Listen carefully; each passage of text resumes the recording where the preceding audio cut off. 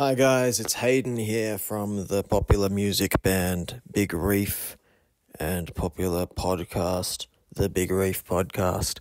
You're listening to a free excerpt from our Patreon-only episode, which is for our paying subscribers.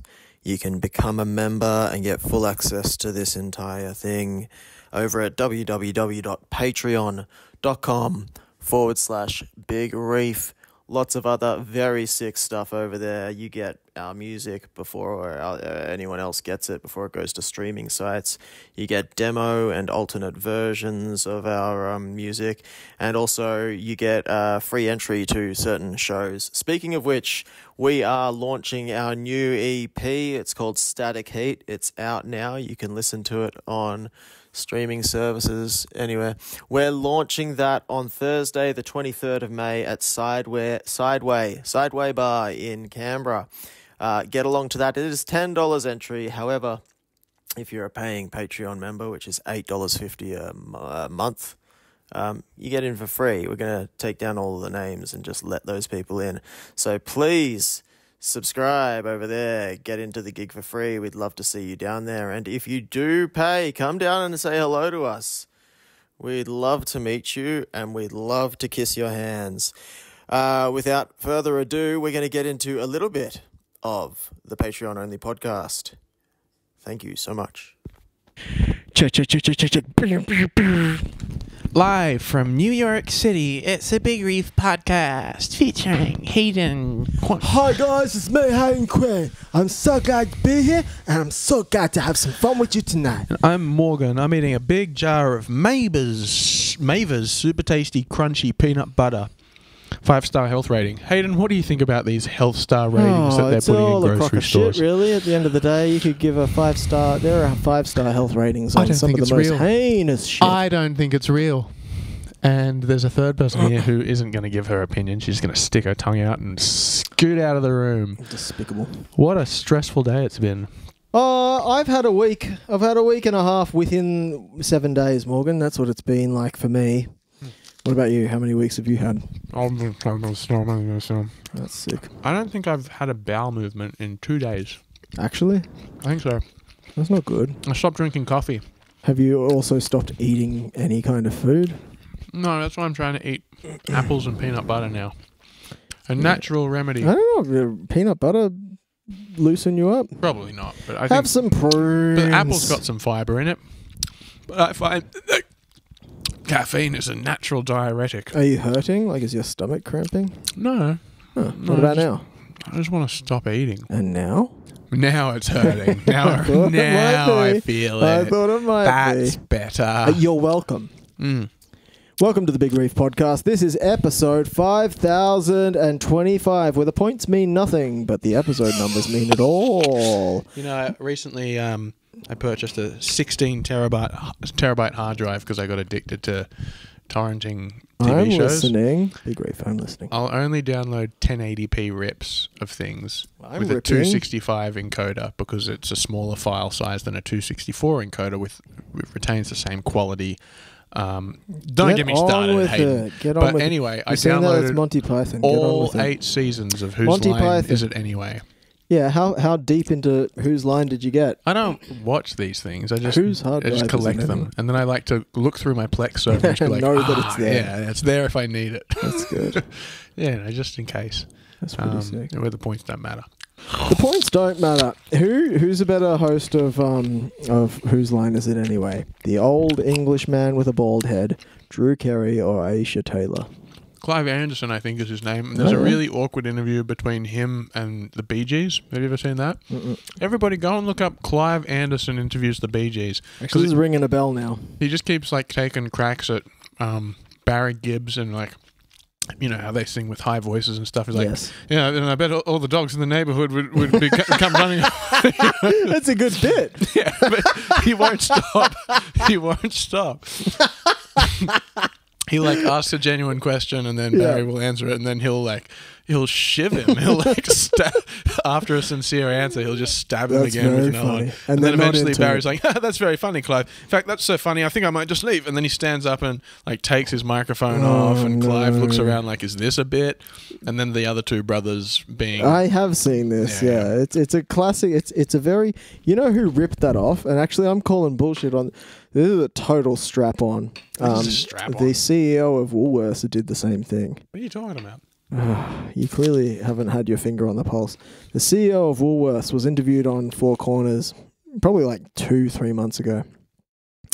And it was like, so a report came out and Woolworths is actually too much money in their pockets. Okay. And the CEO from Woolworths was like, in his horror, he's a South African, so he's got a South African accent. He's like, well, the man who said that actually he no longer has that job. And then the interviewer was like, yeah, but that's because he retired like a month ago. Mm-hmm. And then the Woolworths man said, actually we should stop the interview now. Oh, really? That's really embarrassing. Whoa. Yeah. So essentially did that. So that was a viral moment recently. But it sounds like that's exactly what the Gibb brothers did. Yeah, no. Or Barry Gibb did when being interviewed by Clive Palmer. Is the name that I took into my brain. I want to say his name is Clive Anderson, but I like Drew Carey better. His glasses are funny. I've heard that he's a lovely man. I heard that he's incredibly rich because I think he hosted Wheel of Fortune as well. He did. He hosted, and then there was like a follow-on from Whose Lines Anyway called like Drew Carey's Improvaganza or something. Actually? Some shit, piece of shit. And he also had the Drew Carey Show. Regardless, I heard on a podcast a long time ago that Drew Carey is like incredibly rich as a result of hosting game shows. Oh yeah, game shows apparently very lucrative. And he's just so nice to his friends. And he just, like, gets them all on his private jet and takes them out to Vegas for fun and pays for everything. Yeah. And apparently he's very kind to his pals. Well, I imagine like that in primary school or elementary school, as they call it. They do call it that. He would be the kid with the rich parents that would invite all the kids. Like, nobody likes Drew Carey in primary school, but he has rich parents who would take him to, like, laser tag for his birthday. Right. And he'd invite the whole class, and the whole class would be like, oh, yeah, sick, I'll go, I'll pretend to be your friend. And that's just gone on through his whole life, is my understanding. That's what I read. It reminds me of Billy Madison. Do you know what? Okay. This Nudie Magazine Day. This is going to be a regular segment on our podcast. I'm going to bring up something a film that's funny, and we have to just straight away say the funniest part of it. Yep. Go, Morgan, Billy Madison. What's the funniest part of that movie? Yeah, no, we didn't. But a guy I know and her got it on. Woo! That's the funniest part. No, they didn't. Do you know what my funniest part is? What's your funniest part? Billy Madison's friend, who I don't know the name of, the bald guy, is just hosing down some kid. You're all right. Yeah. He's just laughing. And then the kid is sitting there, but the kid could easily get up and leave. He's like, what are you doing, mister? I don't know you. Leave me alone. Stop it. It's Actually, I think funny. The funniest part is when Eric learns that... Billy Madison has progressed to the 3rd grade, and he goes, no, and then he throws his mobile phone at his assistant, and she collapses, and he's like, Karen? Oh. And then, like, the next scene directly starts with, First Eric's secretary is in a coma, now this. Well, what do you call it? Like the cut to... What do you call it when it's just abruptly cut? Smash cut? Yeah, smash cut to a TV, and it's a dog just going, speak for yourself, moron. Billy's reaction is like, oh my God, that is funny. That movie is so funny. It's wall to wall. It's so funny. Yeah. I've watched that so many times. I don't think there's a better scene in the movie. Funny. Yeah, there's some good parts in Happy Gilmore as well, though. Yes. But his movies became too macho after that, and too I tell you, sports culture. Honestly, I say that all the time. I think that all of the other movies he's made or have been in are not very interesting, but I probably haven't actually seen any of them. Yeah, that's a lie. I saw 50 First Dates. That was pretty crap, and The Wedding Singer's pretty crap, I guess, when you really think about it. They're all very watchable movies, but Apparently, Little Nicky is apparently fantastic. Yeah, Can't imagine that being true. I can't imagine it. There's no golf or primary schools. There's one really funny. Okay, so the funniest part in that movie is that it opens with John Lovitz being a peeping Tom. And I'm listening. That's already very funny because that's a very John Lovitz thing. To say. He's just saying gross things and be like, "Oh, mama, look at those bazookas," and then he falls out of the tree and goes to hell. And then later on, like 2 scenes later, they're introducing like the devil and how he has a few sons that are gonna, take over Satan's reign when he dies. And there's a big glass window behind him, and I think that they're making 2 people commit like bestiality or something, and it's not sexual. I mean, it's not. You wouldn't think that this would be something that somebody would want to peep on, but John Lovitz is outside the window again in hell peeping. He's like, "Oh wow, look at those bazookas!" I love John Lovitz. So He's much. very funny. He is too funny. What's on the agenda here? I got so many things I wanted to talk about here. Remember poking people on Facebook? Yes, that's on my list. I don't know how much. That's not got a lot of gas in the tank. Oh, so. We put out a new EP a couple of days ago. Yeah. That was pretty good. That's pretty good. It's good. It's fun to put out an EP rather than a single song. Yeah. I've been listening to a lot of, I don't know, like the current state of the music industry saying you just keep putting out singles and you treat Spotify and all of these things like some form of social media. And so far, that has made us the richest men in Hollywood. Well, it's made us household names. Household names. Everybody in my household knows my name now. That's good. Yeah, we did an EP, 3 tracks. Somebody messaged me the other day and said it's very, very good. Oh, cool. That's nice. My friend Jamie, and he said, "Is there a motif in Submerged, the first song, from Ratbag, like a little melodic phrase?" That's interesting. And I went through in my head and I was like, what are you talking about there? And the best thing I could come up with was the part that's like, how did we get here? How long can we stay? And it's like, you're being a rat bag. Yeah, I can see that. Yeah. Yeah. So that's something. That's now in the Big Reef lore. We have motifs. Motifs. I like this EP. I think it's a nice... I think when I was trying to figure out how to write a press release for it, I realized that all 3 of these songs are our least sarcastic, our least ironic, least like they're all very sincere songs. I think it's the first time we've been sincere. Yeah, in something we've put out. We could talk a little bit about that. This EP is interesting as well. I guess depends who you ask. Might be incredibly uninteresting to a lot of people, but it's interesting to me. These are 3 pieces of music that have kind of been sitting around for a long time on me and your hard drives for different projects and stuff, and they just never came to fruition, but we finished them. Yeah, Submerged, I think we had back when we wrote the original 5, as I like to call them. The original 5? And it was just a 5/4 kind of... It was almost what it ended up being, but it didn't have vocals. But I think we intended it to sort of be... Well, I don't know. I don't know what we intended it to be, but we always wanted to do something with it.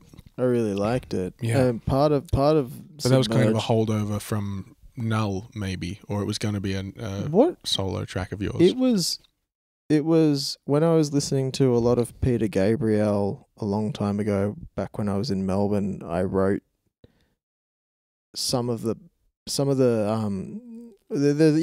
are these, so the whole premise of that song, or the bed of that song, is just these old DX27 synth bells in 5/4, and they just start layering up on top of each other, and I think there's probably like 6 layers of very basic 5/4 synth riffs that kind of, as the song starts, they all start layering on top of each other.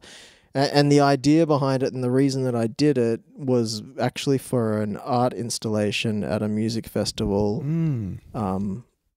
that was going. It got financed, but then I can't remember if the music festival didn't go ahead or this particular installation at the festival had to be pulled. But the idea, it was in 5.1 surround. and cool. so each of those bells would come through a different speaker in the installation, and then they'd start like swirling around those speakers and stuff. And that's where it originally was written for. And then I think I repurposed it for a collaborative set that I did with a band or an electronic group in Melbourne called Friendships. And then I unrepurposed it for that. And then but it was just those bells. Yeah. No, I and remember. it was always just called bells, and I always wanted to do something with it because I really liked it. Yeah, me too. And then we just kept writing other music, and we're always going to come back to it and make it one of our songs. But that's when we first started talking about starting Big Reef. Like you and I both brought like previous ideas to the table, and that was one of mine. I was like, and this was like 3 years ago. The actual what I was talking about just then was probably like almost 8 years ago, which is crazy. Yeah. But this was one of those first things of like, hey, I have this thing. Can we flesh this out, or can we turn this into something new? Yeah. And I think you had a few of similar. But yeah, I like when you have a thing and it's almost completely. I like when you have a thing out. too, Morgan. And then it's just like, okay, well, that's there. What can I contribute to it? And generally, it's like, well, it doesn't have vocals on it. So I remember driving around and singing to it and coming up with different melodies and recording those on my phone, and that's often the way that we come up with those initial vocal ideas. I think whether it's in the studio while we're doing it, like one of us will be working on something and then the other one will be off in the corner imagining other melodies and things. But yeah, that one was fully fleshed out kind of, so I got to listen to it in the car and come up with it while driving around. And they're probably still on my phone. I should dig them up and upload them to the Patreon. I remember them. Yeah. I remember hearing them. They weren't bad ideas. But I think what we ended up coming up with at the end was much better than all of those because it was much more direct. And I guess because I was familiar with the piece then, and it had gestated, and there was no more having to adapt to it. That then when the melodies came, it wasn't difficult to kind of make them fit over a 5/4 timing. I'm sure if people listen to it, they wouldn't even pick up that it's 5/4, like unless I don't know. Well, I mean, I remember when we were tracking them, I was having a little bit of trouble hearing like where the syllables of what you were coming up with should land, but I think that was probably mainly because I'm incredibly intimate with the rhythms of all those, but I sat in a room and fucking pushed them out of 5 different speakers for ages trying to figure. So to hear like this slower, just any vocal in general, but to hear a slow sort of vocal try and sort of dance on top of what was previously just this very rigid kind of thing, was a bit hard. But I fucking love what you came up with and how it sort of coalesces into the bed of bells. Yeah, well, I think I had the sort of the nugget of the beginning of an idea for the vocals, but then we both, as we often do, got in together into the melody and said, no, it has to be this note now, it has to be this length, no, make it this, and make it much more specific. Like, it's easy to just come up with a general idea for a melody, but then to specifically, to make sure that it's not repeating itself too many times, but it's not straying too far away from the theme that it develops in the first phrase, but then continually gets more interesting as it goes along and explores more areas of the scale and things like that. I think you absolutely nailed it. I think it's perfect, and it's the lyrics as well. I don't remember that well, but I'm pretty sure that like most of the lyrics for that opening piece you wrote then and there. Yeah, it was like 5 minutes to They're write. perfect. Yeah, they're exactly right. And then like it's called Submerge. It's titled on Spotify Submerged because I made a mistake when I uploaded. What did you call it? Submerged. Oh. It should be Submerged. Hello, it's Hayden again from popular band Big Reef. So what do you think? Pretty good, huh? There's plenty more where that came from. If you want to hear the rest of the podcast, please sign up to our Patreon. Go hard or go home.